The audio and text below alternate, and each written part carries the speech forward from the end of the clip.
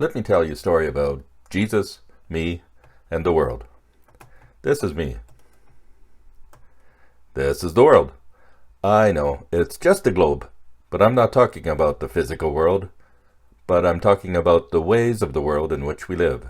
The things our world values, what is viewed as important, or at least acceptable and encouraged behaviors and choices. The world, the way the writer named John often used the word. So, here's me, here's the world, and, of course, here's Jesus. You knew I would be bringing him into the picture quite soon. Here's me at home in the world, born into a particular culture and people and society and place. Of course we belong to the world in this physical sense, and we breathe in the values in which we were raised. Only something happened to me. I was converted. I met Jesus, he met me. He invited me to join his forever family, to become more and more like him, belonging to the Father in heaven. And I responded. I said yes. And I found a welcome, and I was so happy. I had left the world's values behind. For a time, actually, the things that this world valued and the values I was learning from Jesus were not that far apart. Not that far apart in the society that I grew up in. But it didn't stay that way for long. The world was changing. It's always changing in some way or another. I knew I didn't fit with the world's values anymore. But I found that as it moved further away from the values and teachings of Jesus, I simply tried to keep myself somewhat distinct from the world, staying different from my surroundings. Well, the world continued moving away. I continued taking my cues and gauging my Christian values in terms of being somewhat different from the world.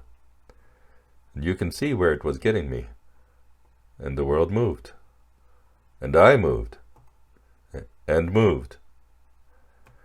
And moved, but kept myself always at least a little bit different. Until one day I woke up and found that even though I didn't have the same values of the world around me, I no longer was as close to the values and teachings of Jesus as I had once been. So I returned to the fold, fully, to the place I belonged. And the world remained the world. But Jesus, well, he never abandoned me. He never let me go. He's good, the good shepherd. How about you? How about you and Jesus and the world around you? Which way will you go? Jesus gives us freedom to choose. Always. Remember John? I mentioned him as a writer. He recorded these words from Jesus. We find them in John 15, verses 18 to 19 and 16:33. Jesus said, "If the world hates you, you know that it has hated me before it hated you. If you were of the world would love you as its own. But because you are not of the world, but I chose you out of the world, because of this the world hates you. These things I have spoken to you, so that in me you may have peace. In the world you have tribulation. But take courage, I have overcome the world." You can't go back and make a new start. But you can start right now and make a new ending. You can't go back and make a new start, but you can start right now and make a brand new ending. Perhaps some of you recall I used to sign off most of my emails with that quotation. I didn't realize at the time it was actually from a 1982 book called Rejection by James Sherman. You can't go back and make a new start, but you can start right now and make a brand new ending. Our God is a God of new beginnings. The stories of the first book of the Bible are all the stories of new beginnings, one after another. Today I'd like to retell and rehearse just one of those stories for you. It's the story of Joseph you find in Genesis chapter 37 through 50, 14 chapters. I won't read all of them for you today. I want to retell the story, but you're welcome to have your Bible open to those chapters in Genesis and follow along or read it later and see how what I have to say jives with what went on in those accounts. This story takes place perhaps 18 centuries before Jesus was born in a stable into our world. The story of Joseph. Joseph didn't appear to be a person in control of very many things in his life. It seemed Joseph was a person to whom things happened. Things happened to Joseph. But perhaps I suggest he could have exercised a little more self-control when it came to the way he told his dreams to his family. Maybe he could have become a little more diplomatic. He must have later in life, but when he was still young, he had some dreams. He told his brothers. He had a dream that one day all of them would bow down to him. And that did not sit well with his brothers. And then he had another dream that included his parents bowing down to him. And that did not sit well with his dad, Jacob, his dad. Nevertheless, that's Joseph. That's the picture the Bible paints of him. Perhaps a precocious child. Joseph yet was the delight of his father. He was, what's the saying, the apple of his eye. That was Joseph. He was Jacob's 11th son. He was the first son born to the wife he loved, Rachel.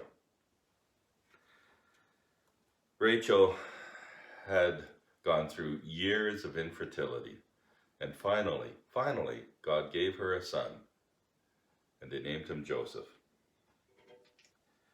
Later, she bore Jacob his 12th son, named him Benjamin. Jacob named him Benjamin, and then Rachel died in childbirth. Now, the other sons and one daughter that Jacob had were born to his other wife, Leah, and through the maids of both his wives, Rachel and Leah, whom they gave to their husband Jacob, so that the children born to their maids would be also their children. And it's a rather awkward story at times. You can read that in some of the earlier chapters. And you perhaps understand why I didn't use this story for Valentine's Day. Oh, the first part of the story of Jacob's love for Rachel and how he worked 7 years to pay for the bride price so that Rachel's father would give her as a bride to Jacob. That's an amazing love story. But it didn't turn out as planned. You'll have to read that story again if you've forgotten what that one was about. But let me talk today about Joseph, the 11th son of Jacob. When Joseph was 17 years old, the account begins, his father sent him out to check up on his brothers. Previously, Joseph had given a bad report to his dad about how his brothers were caring for the sheep out in the field. And Jacob wanted another accounting. So he sent Joseph out, and Joseph went out, and he had to wander farther than planned because his brothers had to move the flock to find suitable pasture. Now, after Joseph had given that one bad report to his father about his brothers were not particularly keen to see him. They were not very pleased to see him walking over the last hill and down into the area where they were shepherding the sheep this day. So, less than enthusiastic about their brother Joseph, they actually seized him and threw him in a pit. Instead of putting him to death and just getting rid of him, the brother they hated, they decided to make some money off of him, and when some Midianite traders passed through their camp, they took Joseph out of the pit and sold him off to the Midianites, and off they took him to Egypt and sold him to a man who was a high-up official in Egypt, and he became a slave. The brothers took the coat that Joseph had been wearing, and you may have heard of the many-colored coat that Jacob, his father, had made specially for his favored son Joseph. They took that coat and tore it up and splattered lamb's blood all over it and brought it back to their dad Jacob and said, "Is this the coat of your son Joseph?" And of course it was, and of course Jacob recognized it and came to the conclusion that his son he had sent out on the mission had been ravaged and killed by some wild animals, And Jacob was lost in grief for a long, long time, added to the grief he felt for the loss of his wife Rachel earlier. The 10 brothers did not tell their dad what really happened until they were compelled to, that circumstances compelled them to, many, many years later. Well, back to Joseph. Remember the theme of this message? New beginnings. New beginnings. It seemed more like the end of the story when a person is sold into slavery.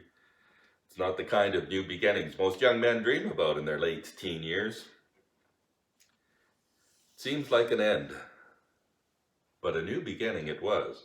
Joseph was sold to an important Egyptian named Potiphar, and through his hard work and his diligence and his character, he was soon elevated to the role of steward of all that his owner had. A steward over the household, steward over the estate, his manager, general manager.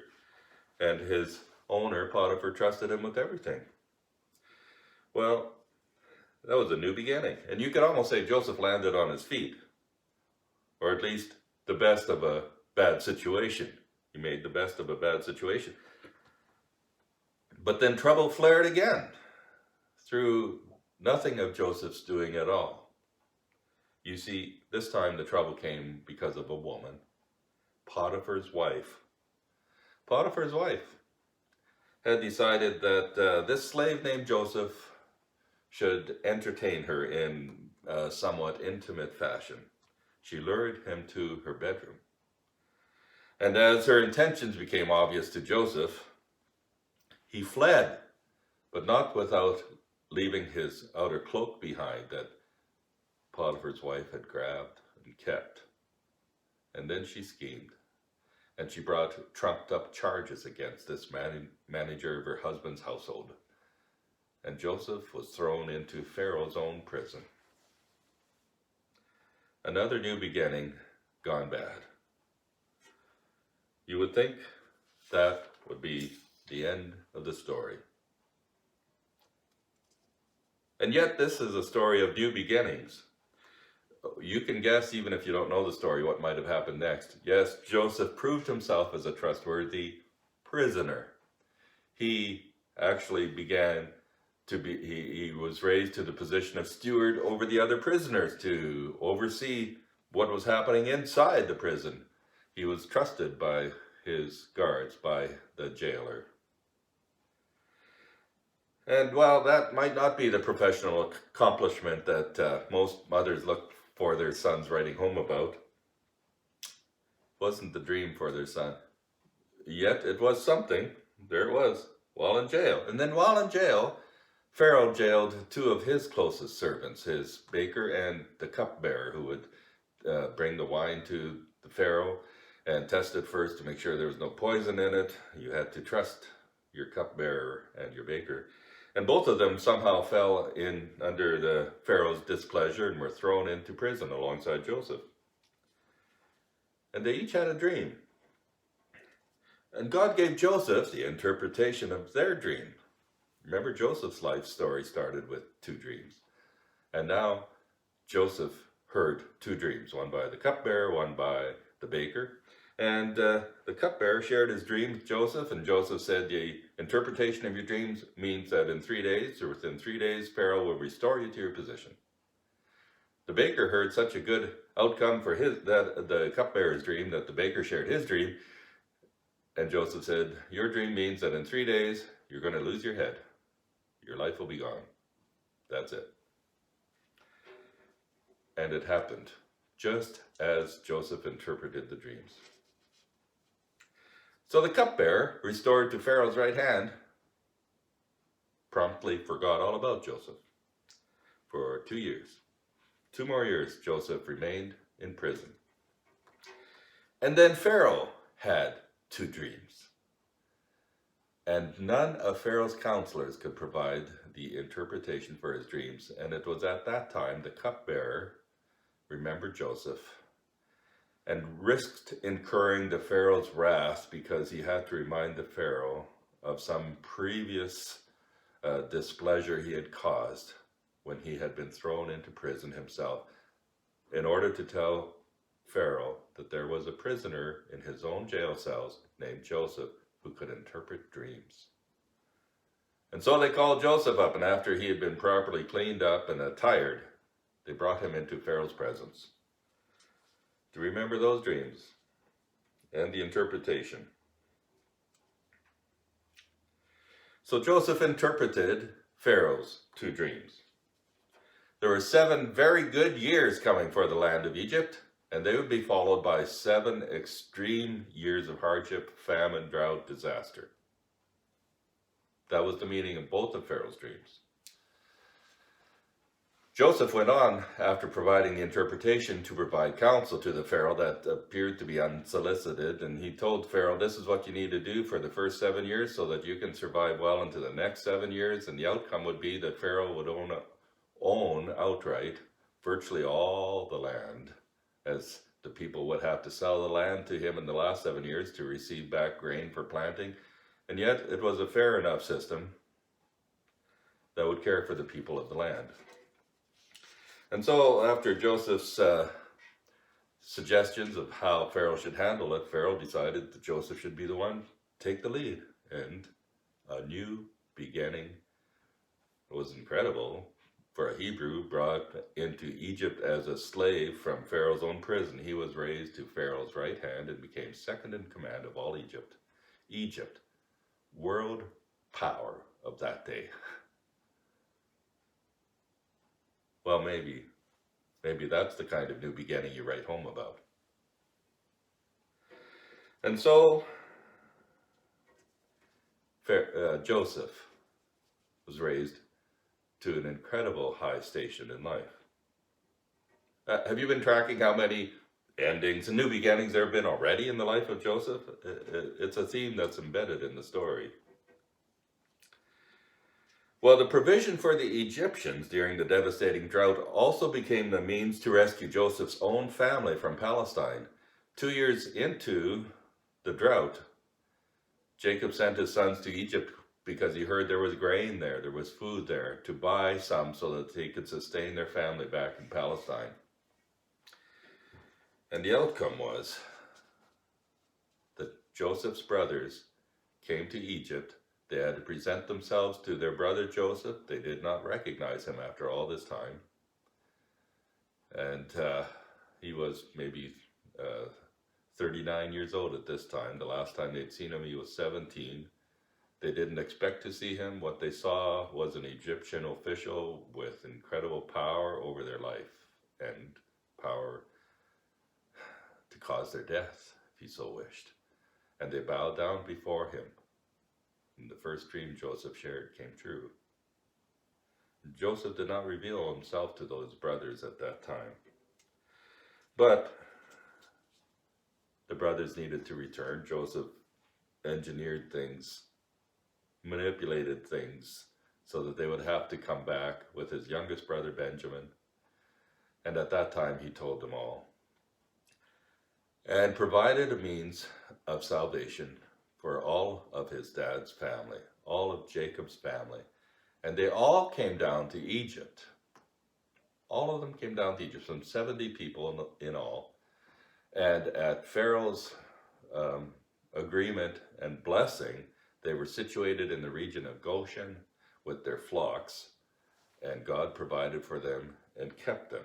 And so another new beginning story in the life of Joseph.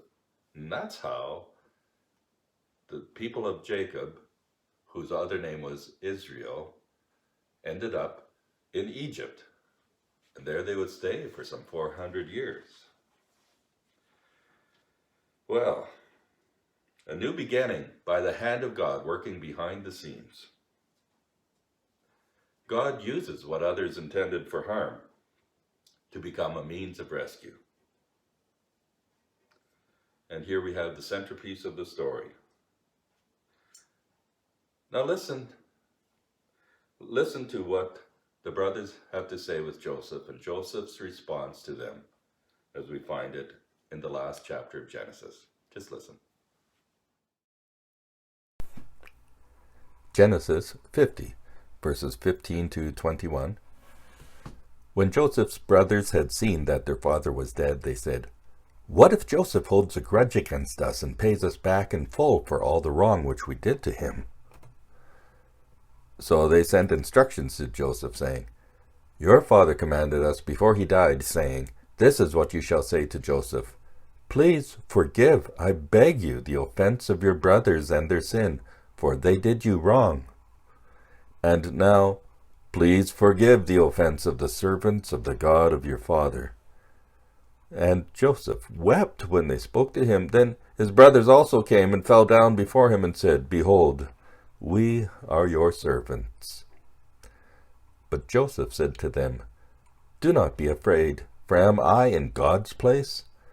As for you, you meant evil against me, but God meant it for good, in order to bring about this present result, to keep many people alive. So therefore do not be afraid. I will provide for you and your little ones.' So he comforted them and spoke kindly to them. You meant it for evil, but God meant it for good. Our God truly is the God of new beginnings. Now, how well do you know the storyline through the Bible? Do you know what this rescue of Jacob and his family means, what it leads to? It leads to the slavery of the Hebrews, of the descendants of Jacob, of the people who came to be known as Israelites, the slavery for 400 years in Egypt. Yes, some new beginning for a people, but it was a new beginning, and it became the launching pad of God forming a people for his own possession, beginning to fulfill the promise he made to their father Abraham, from whom all these people had come, that through Abraham and through his descendants, all peoples of the world would be blessed. And God created the nation of Israel and formed them through slavery in Egypt. New beginnings. Well, we have a God famous for creating new beginnings. When it seems everything's falling apart, God yet is working his plan. Wouldn't you agree, child of God? Good Friday. Good Friday felt anything but good for all those who loved Jesus, for all those who were his friends and his family. What was good about the death of a good man, the death of a righteous man, the death of an innocent man who died for no fault of his own? What was good about that Friday? But God had a bigger plan. Sunday was in God's mind. Sunday was coming. That emptied tomb heralded a new beginning like none other. Yes, our God is still the God of new beginnings. God can take what others mean for harm and turn it to be a means for his greater glory and for rescue, for salvation. This is our God. He is a God worth believing in, the God of new beginnings. We may stray, we may stumble, we may falter along the way. Part of that is what I tried to capture in an illustration at the beginning of this message.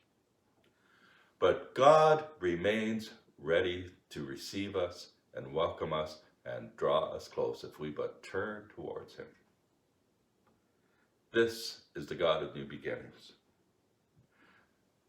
God who forgives. God who by his Spirit continues to work his renewing power in our soul. God who through his word, which is the living word, active and powerful, who can regenerate us through his word and recreate us, that God, the God and Father of the Lord Jesus Christ, can be our God too, and is the God of hope, the God of new beginnings. You know, every ending has the possibility of a new beginning in it. Let me share just my own story briefly from the pastoral side. My time as a pastor in Cold Lake came to an end after 18 years as a lead pastor there. We were unable to relocate. We thought we were just going to take a little time off and move to a new church setting. That it was time for that, for the sake of the church, and that it was time for a change.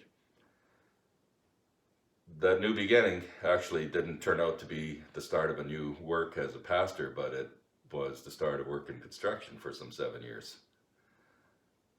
And yet, in those years where we had reason to stay located in Cold Lake for personal and family health reasons, God worked some new things.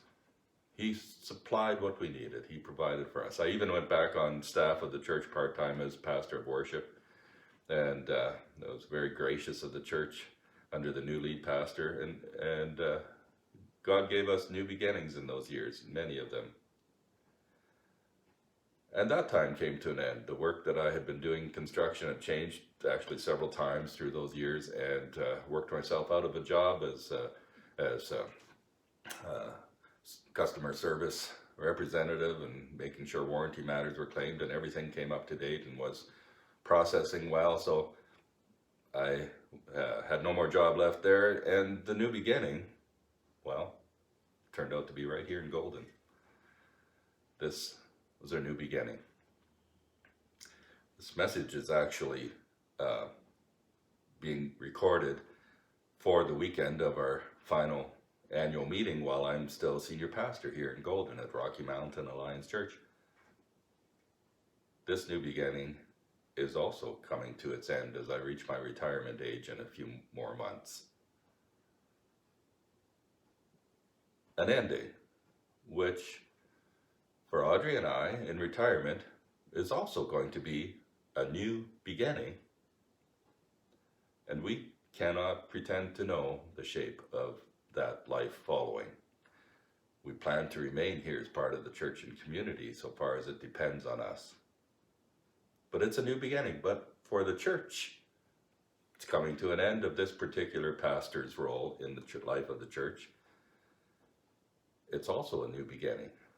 What will God do? Our God is a God of new beginnings. Our God is a God of hope. One last thought about some final endings. We often think that when a person dies, that it is an ending, and it is indeed an ending of part of their life. But for the child of God, the believer in Jesus Christ, that ending becomes the launch pad for the ultimate new beginning. I can't even begin to try to explain what may be beyond the grave for the child of God. But we can hope, and we have faith. And our God, who is the God of new beginnings, will meet us there on the other side as well.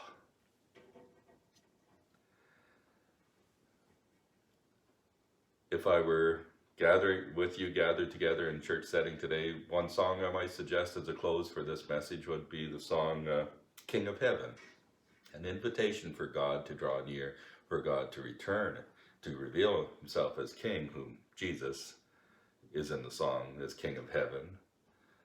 And if you want to track that down and listen to it, it's written by Jason Ingram and Paul Baloche. King of Heaven.